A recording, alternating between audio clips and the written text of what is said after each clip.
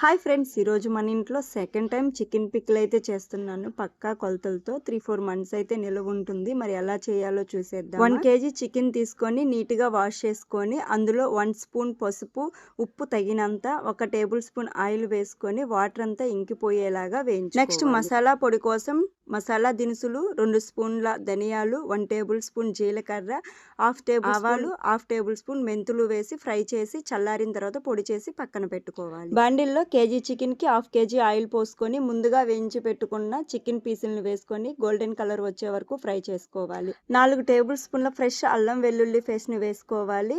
Next వచ్చి 1 cup కారము వేయాలి. ఇవి బాగా ఫ్రై అయిన తర్వాత మనం ముందుగా రెడీ చేసి పెట్టుకున్న మసాలా పొడిని కూడా వేసుకోవాలి. తగినంత ఉప్పు వేసుకొని బాగా కలియబెట్టిన తర్వాత స్టవ్ ఆఫ్ చేసి ఇది బాగా చల్లారిన తర్వాత 2 పెద్ద సైజు నిమ్మకాయల జ్యూస్ని తీసి ఇందులో వేసి బాగా కలియబెట్టాము అంటే ఎంతో టేస్టీ అయిన చికెన్ పికిల్ రెడీ.